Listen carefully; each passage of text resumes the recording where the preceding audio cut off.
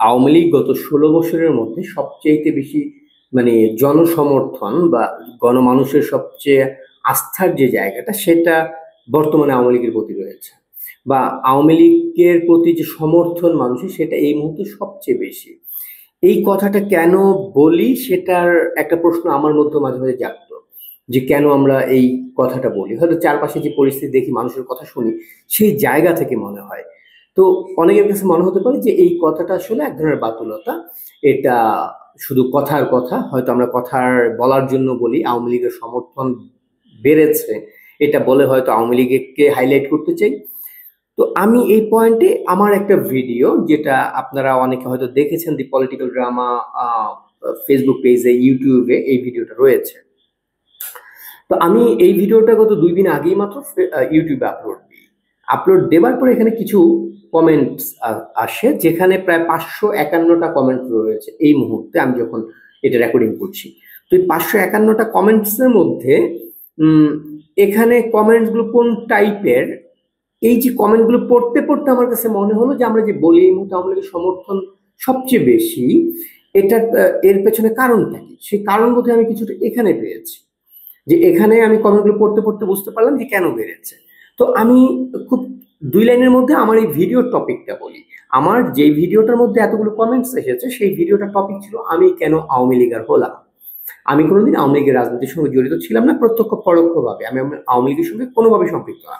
তারপরেও কেন 5ই আগস্টের পরে আমি আজকে নিজেকে আওয়ামী লীগার বলে পরিচয় দেই, কেন আমি আওয়ামী লীগের পক্ষে অ্যাক্টিভিজম করি, সেই জায়গাটা নিয়ে আমার এই ভিডিওটা ছিল। যে একজন আওয়ামী লীগের কট্টর সমালোচক কিভাবে আওয়ামী লীগের মানে আওয়ামী লীগার হয়ে গেলাম। তো সেই ভিডিওর কমেন্টসে আমি কয়েকটা কমেন্টস এখানে পড়ে একটু আপনাদেরকে বলবো। তারপরে বাকিটা আমি এই ভিডিওর লিঙ্কে আবার লিঙ্কটা দিয়ে দেব, এই ভিডিওর কমেন্টসে আপনারা ওখানে গিয়ে কমেন্টসগুলো পড়ে নিতে পারবেন। আমি কয়েকটা কমেন্টস পড়ি মানুষের। আমি ভিডিওতে বলেছি যে আমি আওয়ামী লীগের সমালোচক ছিলাম 5ই আগস্টের পরে মুক্তিযুদ্ধ এবং 72-71 করে যে আক্রমণ চালিয়েছে পাকিস্তানপন্থী হায়নার দল, এই যে 71-এর পরাজিত শক্তি এনসিপি নামে, জামায়াত নামে, বৈষম্য বিরোধী ছাত্র আন্দোলনের নামে, সে 71-এর পরাজিত শক্তি যে হামলাগুলো চালিয়েছে, সেই হামলাগুলো আমাকে আওয়ামী লীগের হতে বাধ্য করেছে। তো সেই জায়গা থেকে আমি কয়েকটা কমেন্ট করছি যে মানুষ কি বলছে। আহ, একজন কমেন্টস করেছে যে 16-17 বছর আওয়ামী লীগ বিরোধী ছিলাম, এখন আমিও মুক্তিযুদ্ধের পক্ষে, 71 স্বাধীনতার প্রশ্নে আওয়ামী লীগের সাপোর্টার, জয় বাংলা। আরেকজন কমেন্ট করেছে যে আমিও 32 ভাঙার পর এখন মনে প্রাণে আওয়ামী লীগকে ধারণ করি।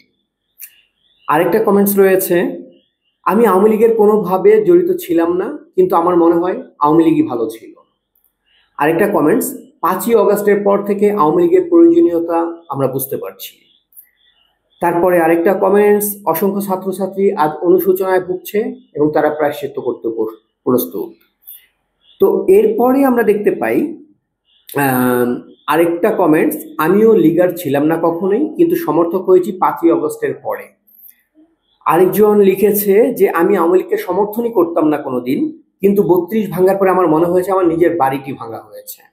যে মানুষটি আমাদের দেশ দিয়েছে, আজ সেই মানুষটিকে নিয়ে কিরকম বিভৎস ধরনের স্লোগান দেওয়া হয়, তাই আমিও এখন আওয়ামী লীগকেই ভালোবাসি। আরেকজন কমেন্টস করেছে যে আপনাকে এক বুক ভালোবাসা, গত 1 বছর আগে আমিও আপনার মতোই আওয়ামী লীগের সমর্থক ছিলাম না, আওয়ামী লীগের সমালোচক ছিলাম, এখন আমি গর্বিত আমি আওয়ামী লীগের দালাল। তারপরে আরো কয়েকটা কমেন্ট পড়ি একটু। যে একজন লিখেছে, নুরুন নাহার নামে একজন নারী, তিনি কমেন্ট করেছে আমিও তাদেরই একজন যারা কোনোদিনই রাজনীতির ধারে কাছে ছিল না, আমি এখন আওয়ামী লীগকে ধারণ করি, তুমি আমার মনের কথাটাই বলেছ। আম, আরেকজন লিখেছে যে আমি কোনোদিন কোনো দলের সদস্য ছিলাম না, আপনি আমার মনের কথা বলেছেন, আমি ওয়াদা করেছি এবার যোগ দিব, প্রয়োজনে দেশের জন্য অস্ত্র হাতে যুদ্ধ করব, আপনার প্রতি সমর্থন রইল, আপনি সাবধানে থাকবেন। তো তিনিও কখনো কোনো রাজনৈতিক দলের সম্পৃক্ত ছিল না, কিন্তু এখন তিনি যুদ্ধ করতেও প্রস্তুত এই পাকিস্তানি হায়নাদের বিরুদ্ধে এবং আওয়ামী লীগের পক্ষে দাঁড়িয়ে সে ওয়াদা করছে। তারপরে আরেকটা কমেন্টস পড়ি, ভাই তোমাকে অসংখ্য ধন্যবাদ, আমার 50 বছর বয়সে কখনো আমি রাজনীতি করিনি, এখন করছি, আমার মনে হচ্ছে আমার মনের কথাগুলো তুমি বলে ফেলেছো, তাই ৭১ বিষয়ে কোনো আপোষ নয়। তো আরো কয়েকটা কমেন্ট পড়ি। আরেকজন লিখেছে যে আমি ৩টা ভোটই দিইনি, বিগত ৩টা ভোটই সে দেয়নি, কিন্তু জুলাই আগস্টে দেখলাম মুক্তিযুদ্ধকে একমাত্র ধারণ করে আসলে আওয়ামী লীগ। বিএনপি একবার সুযোগ ছিল, কিন্তু বিএনপি আগেও মুক্তিযুদ্ধকে ধারণ করেনি, এখনো করতে পারলো না।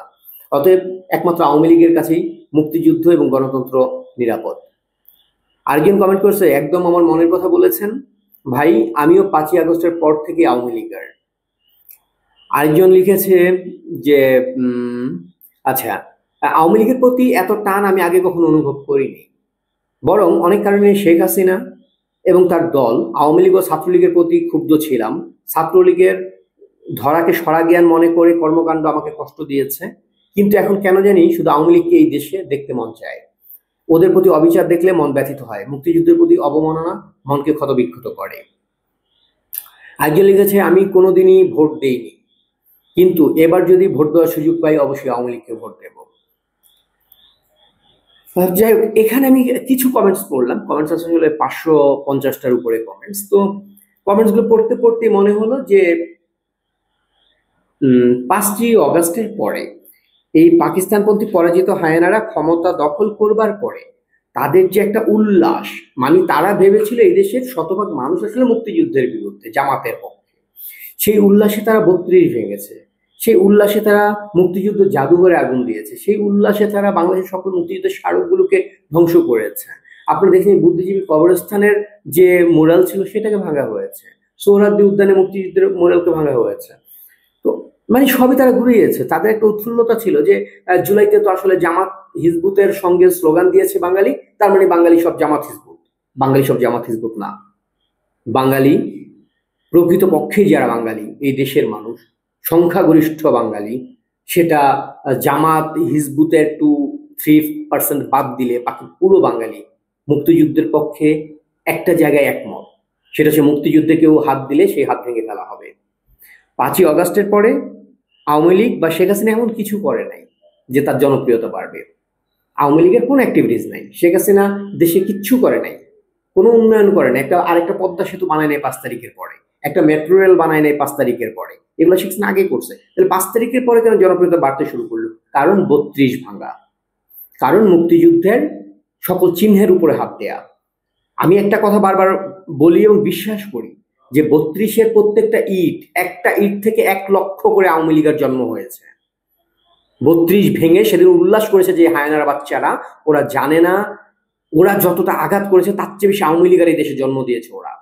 ওরা বারবার স্লোগান দেয় আওয়ামী লীগকে নিশ্চিহ্ন করবে, আওয়ামী লীগকে বিনাশ করবে। ওদের প্রত্যেকটা স্লোগান থেকে আওয়ামী লীগের জন্মায়, সেই আওয়ামী লীগের জন্মায় যে আওয়ামী লীগের সম্পর্কে শেখ হাসিনার কোনো ধারণা নাই। শেখ হাসিনাই জানে না যে ওই ছেলেটা কোনদিন আওয়ামী লীগ করতে পারে। শেখ হাসিনা জানে না যে ওই ছেলেটার বুকের ভেতর মুক্তিযুদ্ধ আছে। হয়তো আওয়ামী লীগ ক্ষমতায় থাকাকালীন সময় এই ছেলেটাকেই ধরেন আওয়ামী লীগ তার শত্রু ভেবেছিল, এই ছেলেটাকে আওয়ামী লীগ আঘাত করেছিল, সেই ছেলেটা আজকে গর্ব করে বলে আমি আওয়ামী লীগার।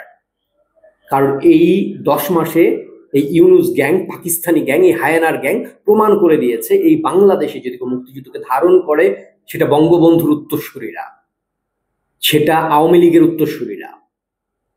অতএব যতটাই আওয়ামী লীগকে দমিয়ে দেওয়ার চেষ্টা করা হবে, আওয়ামী লীগকে বিনাশ করার চেষ্টা করা হবে, এইসব পাকিস্তানি হায়নাদের বুঝতে হবে ওদের মুক্তিযুদ্ধ আওয়ামী লীগ যদি একটা স্লোগান অন্তত ১,০০০ আওয়ামী লীগের জন্ম দেয়, ৩২-এর একটা ভাঙা ইট ১ লক্ষ আওয়ামী লীগের জন্ম দেয়। আর জাতির জনকের সমাধি ভাঙবে সেই স্বপ্ন যেই হায়নারা দেখে, পুরো বাংলাদেশ আগুনে জ্বলবে, পুরো বাংলাদেশ আগুনে জ্বলবে। এই মানুষগুলো যারা কমেন্টস করেছে, যারা কোনদিন আওয়ামী লীগার না, যারা রাজনীতি করে না, আগুনটা আমরা জ্বালাবো, আওয়ামী লীগ দরকার নেই। পুরনো বাতিল আওয়ামী লীগ যেগুলো বাতিল দেন, প্রতিদিন যে আওয়ামী লীগের জন্ম হচ্ছে তাদেরকে সামলাবেন কিভাবে? একটু চিন্তা করেন। জয় বাংলা, জয় বঙ্গবন্ধু।